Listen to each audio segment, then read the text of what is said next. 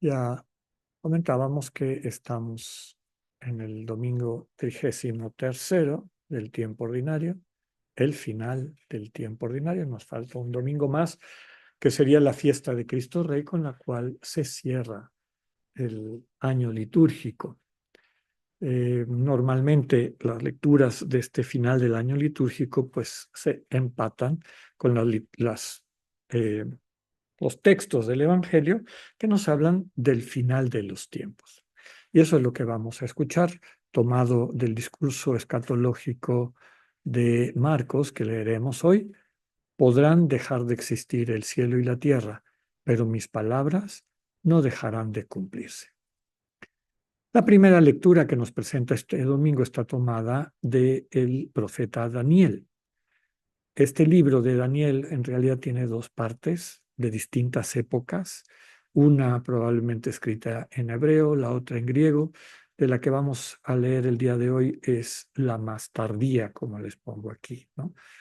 Muy probablemente del siglo segundo antes de Cristo, y probablemente también escrita de manera original en griego. Por eso no entra en el canon judío, en la Tanaj.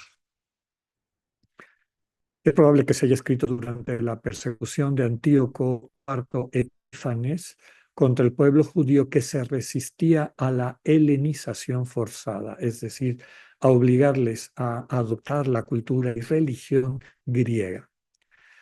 El texto tiene dos partes. La primera es un relato relativo a la vida de Daniel y sus compañeros durante el exilio de Babilonia, en un contexto de persecución por la conversión forzada al paganismo. Ahí se presenta la figura de los grandes héroes e heroínas dispuestas a dar su vida antes de que dejar su fe. La segunda es un apocalipsis, una revelación, que describe de forma simbólica el final de los tiempos como una batalla entre el bien y el mal. El triunfo de Dios y sus seguidores fieles, liderados, como veremos, por Miguel, gran príncipe que defiende a tu pueblo. La lectura de hoy transmite la esperanza del triunfo definitivo de Dios y su bondad sobre el mal. Tomado de Daniel, los que enseñan la justicia resplandecerán como estrellas por toda la eternidad. Vamos a meditar el Salmo 15, un salmo de alabanza a Dios que nos presenta la experiencia de quien ha descubierto que la única herencia que vale la pena es Dios mismo. Todo pasa en esta vida, en lo que ponemos nuestra seguridad que no sea Dios, pues tarde o temprano desaparece, se deshace, ¿no? Quienes se entregan completamente a Dios experimentarán su compañía y protección, porque Dios siempre está ahí. El problema es que vivimos distraídas, distraídos. No hay alegría más grande que vivir conscientemente en la presencia de Dios. Tomado del Salmo esta petición, sáciame de gozo en tu presencia y de alegría perpetua junto a ti. Seguimos, concluimos nuestra reflexión de la carta a los Hebreos, ya hacia el final de la carta. Normalmente recordemos que el tema central es el ministerio, el sacerdocio de Cristo, un nuevo culto, ya no en el templo de Jerusalén, es un culto que se da en el corazón de cada persona. Y es el sacrificio que Jesús ofreció, entregarse a sí mismo para santificar a muchos, es decir, para volver verdaderos, reales a todas aquellas personas que abren su corazón para que el amor de Cristo les haga recordar su dignidad de hijos e hijas de Dios, llevarla a plenitud y hacerla presente en este mundo. El sacrificio de Jesús no requiere de repetición. Su acción no caduca, como los sacrificios anteriores, que había que estar renovando. El Señor ofrece su vida en solidaridad por toda la humanidad, solidaridad que implica tomar sobre sí las consecuencias de nuestro pecado, de todo el desamor que hemos causado y del que hemos sido víctimas. El sacrificio de Cristo es un acto de amor y como tal no se puede imponer, sino solo ofrecer.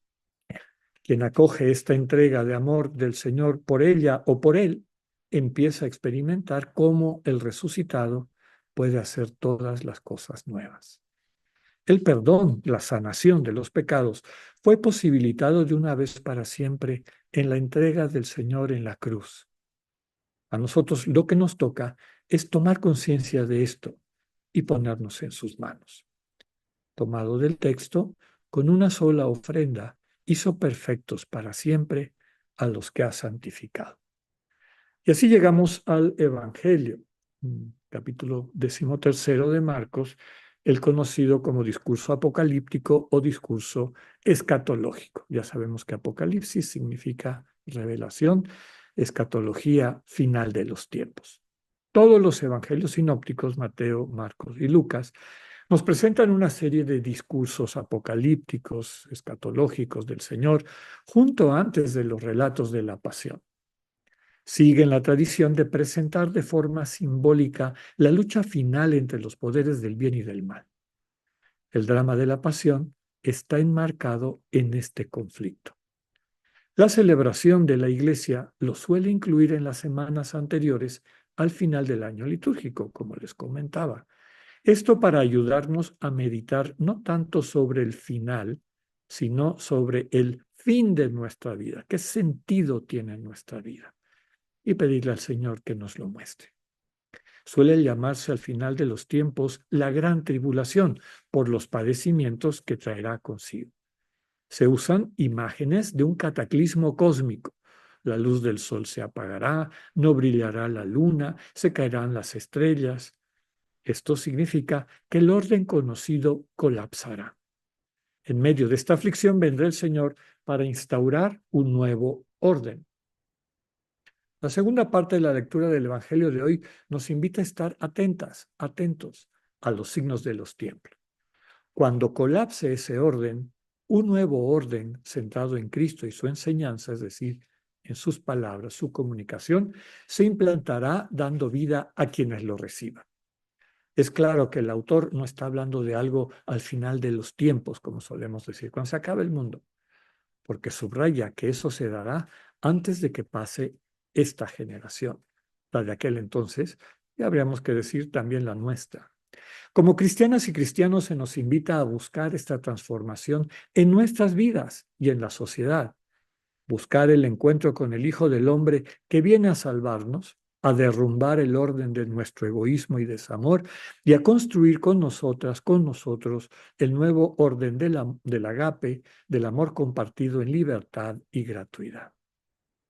Termina invitando a no perder el tiempo tratando de calcular el fin de los tiempos.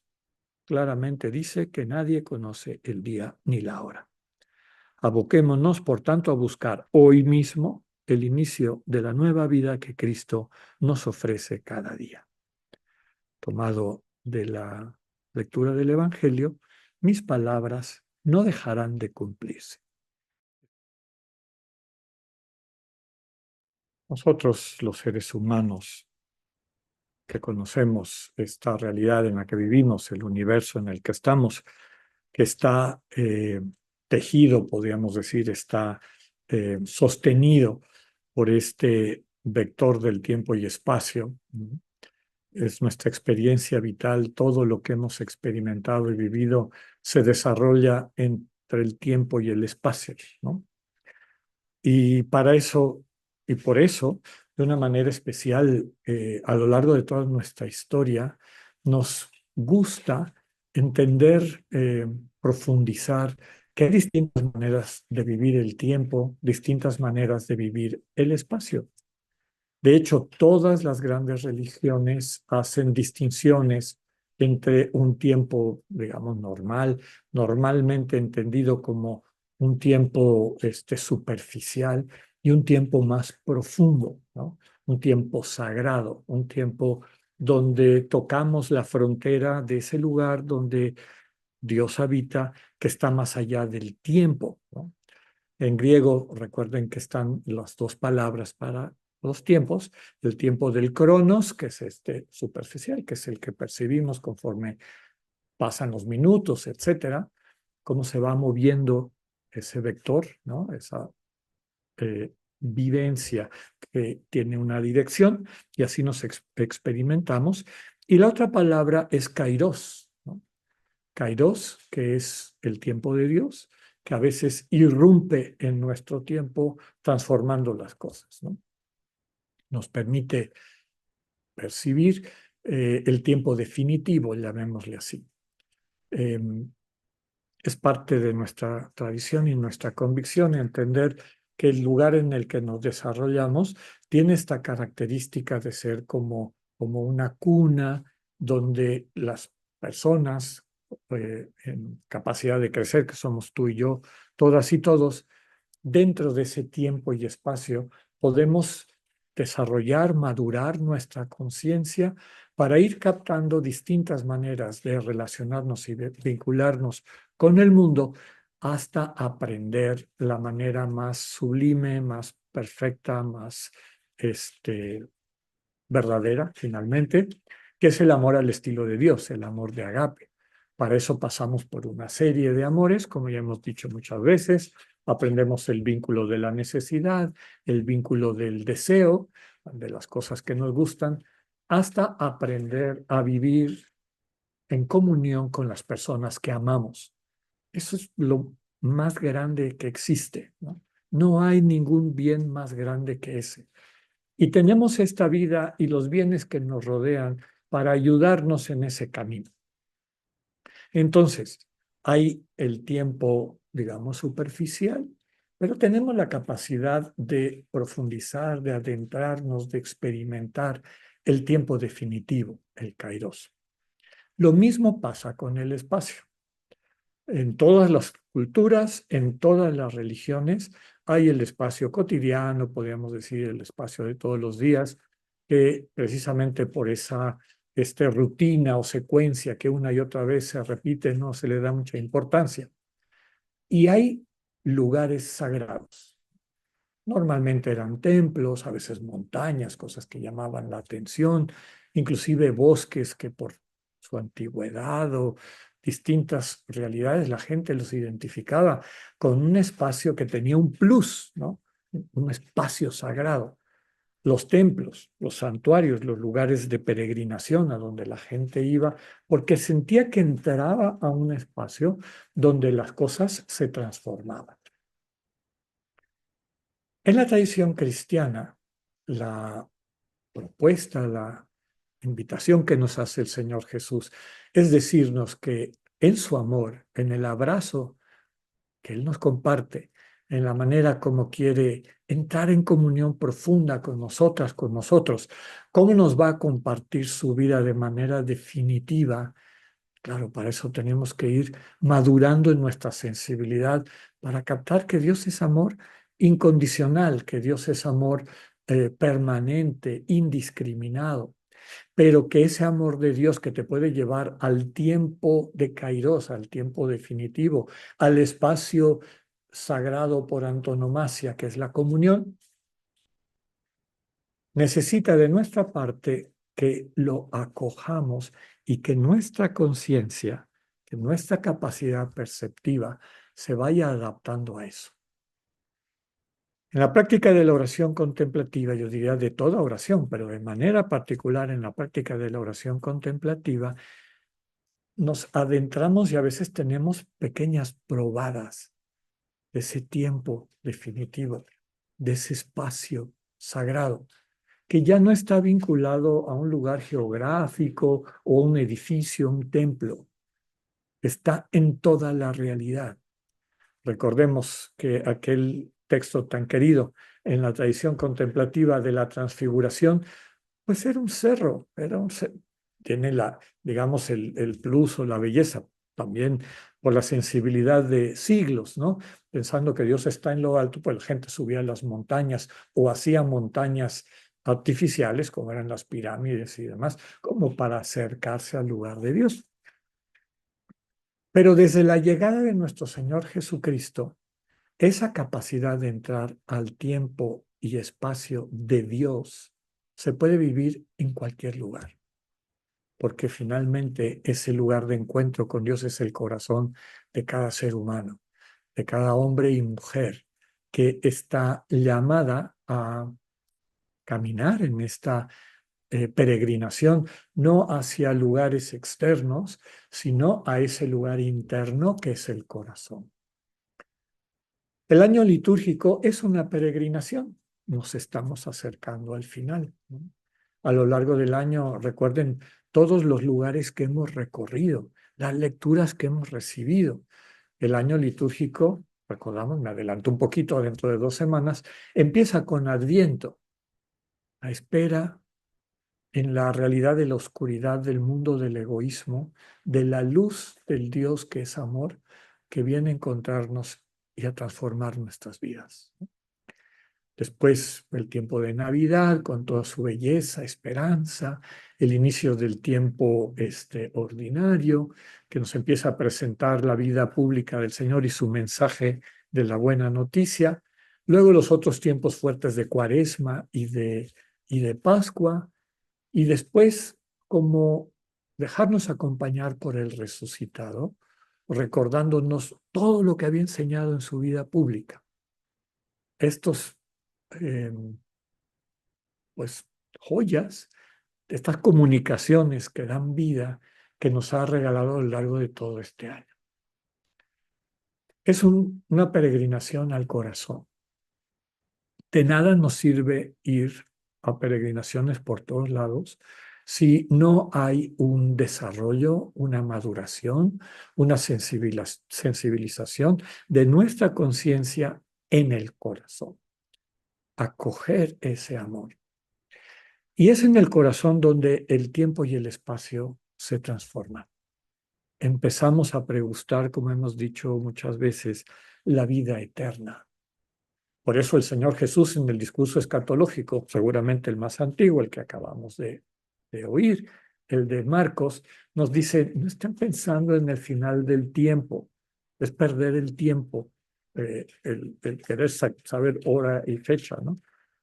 Como yo les he comentado en alguna ocasión en nuestros diálogos cuando estaba estudiando para jesuita y me encontré con hermanos separados que estaban ahí predicando en uno de los pueblitos donde yo trabajaba, diciendo que el fin del mundo ya venía y demás. Entonces les dije, mira, un cristiano en realidad tiene que estar listo para que el fin del mundo sea ahorita. Te da un infarto a ti o a mí o nos atropellan ahorita que regresemos a nuestras casas, se acabó el mundo. Entonces, esa realidad de un mundo nuevo, que finalmente es lo que está tratando de transmitir el texto del Evangelio, ese mundo nuevo donde todas las cosas que conocíamos empiezan a desmoronarse, pero porque va a nacer un nuevo mundo, una nueva luz, una nueva sensibilidad de plenitud, pues eso, de amor compartido en el abrazo permanente en Dios con nuestros seres queridos, puede vivirse hoy en la vida de cada una y cada uno. Lo dice con claridad el Evangelio, no pasará esta generación sin que eso se cumpla. No pasará tu bios en este mundo sin que eso se cumpla, si tú quieres, si tú cultivas el encuentro con el Señor Jesús, si dejas que sea tu compañero de todos los días, a leer el Evangelio del día o como tú quieras ir profundizando en la Sagrada Escritura, sobre todo en los Evangelios y en todo el Nuevo Testamento, en el silencio de tu corazón, si te dejas conducir por él a esa peregrinación definitiva al corazón, que es donde la vida es transformada en ese abrazo incondicional de Dios que hace todas las cosas nuevas. Estamos llegando al final de este año litúrgico. Pidámosle al Señor la gracia de hacer una buena cosecha y compartir. Un cristiano siempre cosecha para compartir lo que tiene. Que el Señor nos ayude a crecer en esa conciencia de tanto bien recibido, nos diría San Ignacio, y la mejor manera de hacer que eso sea bendición para quienes nos rodean. Que así sea.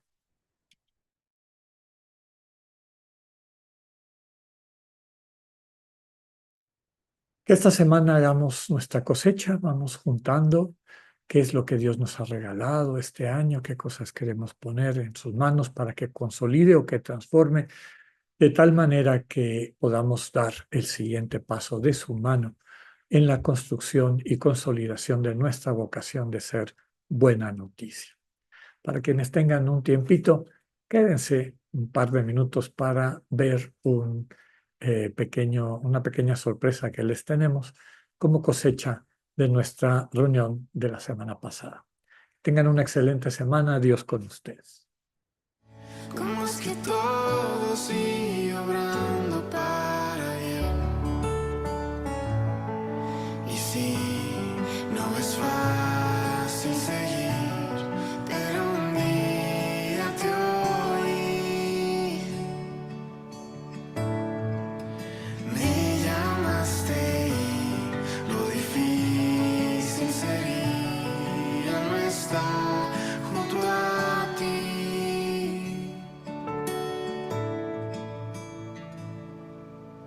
Tu bondad nunca me abandona, nunca decepciona. Tu verdad siempre me ha cuidado, aun cuando he dudado. Y si estoy en mil pedazos es porque no es el final. Alma mía, en mil pedazos, nunca dejes de adorar. Alma mía, nunca dejes de adorar.